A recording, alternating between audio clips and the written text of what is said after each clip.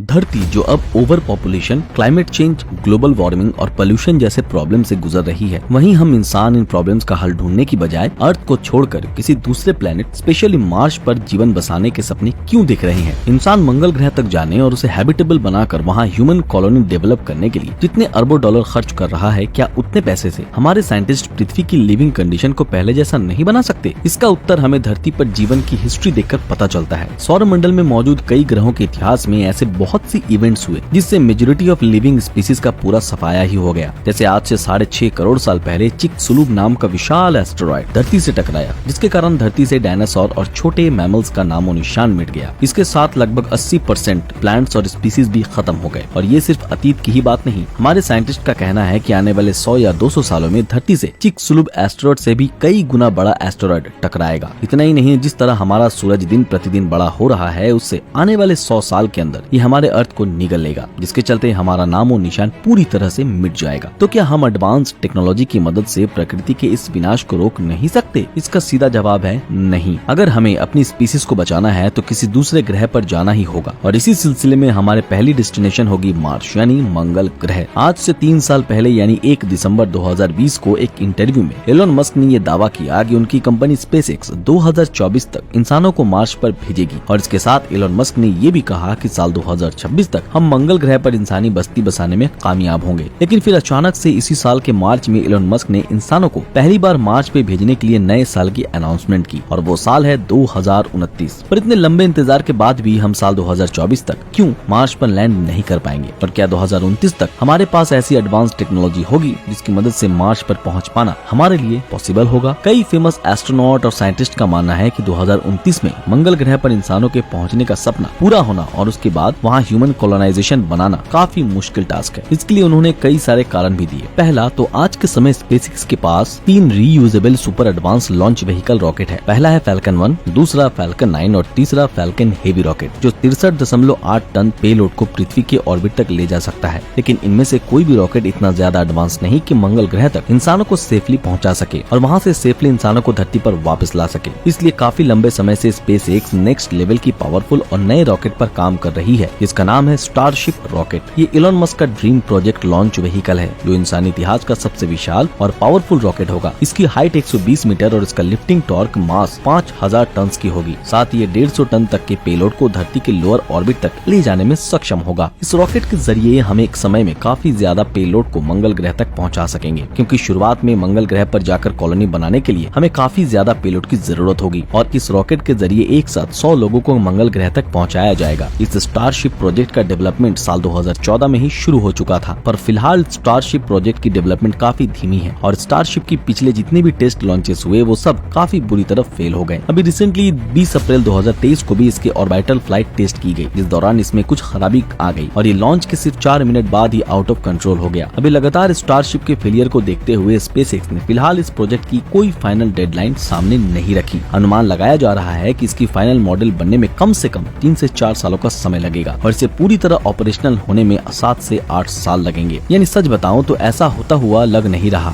कि Elon Musk साल 2029 तक इंसानों को मंगल ग्रह पर भेजने में कामयाब होंगे। इसलिए मुझे लगता है कि एलोन मस्क की 2029 वाली डेट भी एक्सटेंड होगी। और दोस्तों, मार्स पर ह्यूमन कॉलोनी बसाना है तो हमें शुरुआती रॉ मटेरियल पृथ्वी से ही लेकर जाना होगा। आप खुद इमेजिन कर सकते हैं कि मार्स पर इतना इंफ्रास्ट्रक्चर बनाने के लिए कितने सारे स्टारशिप जैसे स्पेसशिप लॉन्च करने पड़ेंगे, और इनमें काफी ज्यादा समय और पैसा लगेगा। अगर हमें मार्स पर लॉन्ग टर्म के लिए सर्वाइव करना है तो वहाँ पर सस्टेनेबल डेवलपमेंट करनी पड़ेगी। यानी हमें पैसा खर्च कर धरती के रिसोर्सेज को वहाँ पर ले जाने के बजाय मार्स की रिसोर्सेज को यूज करना सीखना होगा, मतलब मैसिव माइनिंग। इसके लिए हमें वहाँ पर एनर्जी के वास्ट रिसोर्सेज की जरूरत होगी, पर मार्स एनर्जी रिसोर्सेज के मामले में अर्थ से काफी ज्यादा पीछे है। मार्स के सरफेस पर पृथ्वी के कंपैरिजन में करीब आधे ही सनलाइट पहुँचती है, जिसके चलते मंगल ग्रह पर सोलर पैनल से इलेक्ट्रिसिटी बनाना काफी अनसफिशिएंट होगा। सो इतने कम एनर्जी में मार्स पर ह्यूमन कॉलोनी बनाना लगभग इम्पॉसिबल है, और इतने कम सनलाइट के कारण मार्स की एवरेज टेम्परेचर भी करीब -60 डिग्री सेल्सियस है। इसमें इंसानों का जिंदा रह पाना भी लगभग असंभव है। दूसरा कारण पृथ्वी और मार्स के बीच सबसे बड़ा डिफरेंस है इसकी लिविंग कंडीशंस। एक तरफ जहां पृथ्वी का एटमॉस्फेयर 78% नाइट्रोजन और 21% ऑक्सीजन से बना है, वहीं मार्स का एटमॉस्फेयर 95.3% कार्बन डाइऑक्साइड से बना है, और ये गैस हमारे लिए बहुत ज्यादा खतरनाक है। इस ऑक्सीजन से हम सांस लेते हैं उसकी मात्रा मंगल ग्रह पर मात्र 0.13% है, जो हमारे लिए बहुत ज्यादा इनसफिशिएंट साबित होगी। पर हम तो स्पेस सूट पहन के जाएंगे जिनमें ऑक्सीजन की सप्लाई मिलती रहेगी। पर प्रॉब्लम ये होगी कि मार्स पर ह्यूमन कॉलोनी बसाना सिर्फ 1 या 2 महीने का काम नहीं, इसके लिए सालों तक इंसानों को उसी स्पेस सूट में रहना होगा जहाँ ऑक्सीजन की रेगुलर सप्लाई की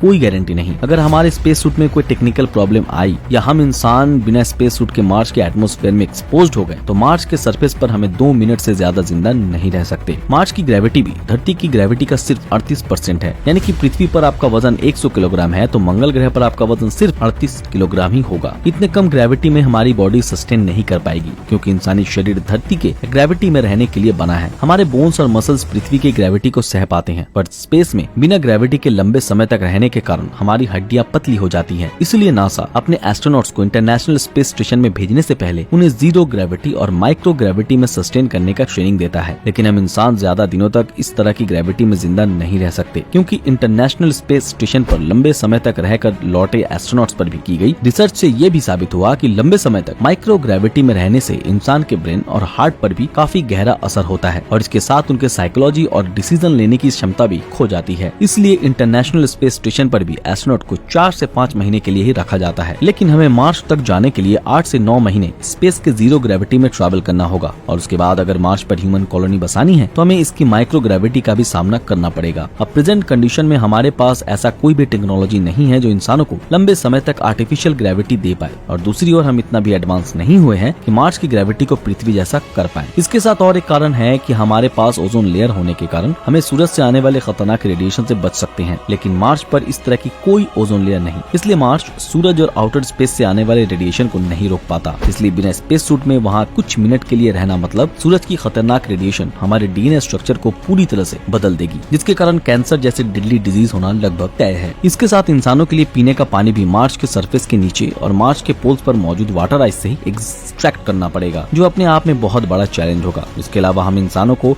खाने के लिए भी कुछ न कुछ जरूर चाहिए। अगर हम इंसान मार्स पर ह्यूमन कॉलोनाइजेशन को बसाने का सोच रहे हैं तो हमको मार्स पर भी खाने की व्यवस्था करनी पड़ेगी। तो क्या हम मार्स के सॉइल पर फार्मिंग कर पाएंगे? वेल, पृथ्वी के सॉइल पर तो फार्मिंग पॉसिबल है क्योंकि इसमें नाइट्रोजन, फास्फोरस, पोटेशियम मौजूद है। लेकिन मार्स के सॉइल में कई ऐसे मिनरल्स, वाटर ऑर्गेनिज्म और न्यूट्रिएंट्स मौजूद नहीं जो खेती करने और फसल उगाने के लिए हेल्प कर सके। और सबसे बड़ी बात, हम इंसान आज तक सबसे दूर कहाँ पहुँच पाए? तो इसका जवाब है हमारा चांद। लेकिन डीप स्पेस मिशन अभी तक इंसान नहीं कर पाया और सही मायनों में साइंटिस्ट भी नहीं जानते कि डीप स्पेस ट्रैवलिंग में इंसानों पर कैसे फिजिकल और साइकोलॉजिकल इफेक्ट होंगे और कितना डिफिकल्टी आएगी, क्योंकि हमारे साइंटिस्ट पृथ्वी से मून तक जाने वाले डिफिकल्टीज के बारे में ही सिर्फ जानते हैं और इतने लंबे समय पे स्पेस में जीरो ग्रेविटी के अंदर रॉकेट में बंद रहना इंसानों के लिए काफी खतरनाक साबित हो सकता है। तो इन सब डिफिकल्टी को देखकर यही बता सकते हैं कि आने वाले 1 या 2 दशकों में हम पृथ्वी को छोड़कर मार्स पर रहने लगेंगे। इसकी पॉसिबिलिटी ना के बराबर है। दोस्तों, आज के लिए बस इतना ही। आशा करते हैं आज की हमारी वीडियो आप लोगों को पसंद आई हो। अगर ये वीडियो आप लोगों को पसंद आया तो इस वीडियो को लाइक और ज्यादा से ज्यादा शेयर जरूर करें। अगर आप हमारे इस चैनल पर नए हैं तो हमारे चैनल को सब्सक्राइब करके बेल आइकन ऑन कर दें और जिन लोगों ने हमारे फेसबुक और इंस्टा पेज को अभी तक फॉलो नहीं किया है वो तुरंत फॉलो कर दें। तो फिर मिलते हैं आपके साथ अगले वीडियो में, तब तक के लिए अलविदा।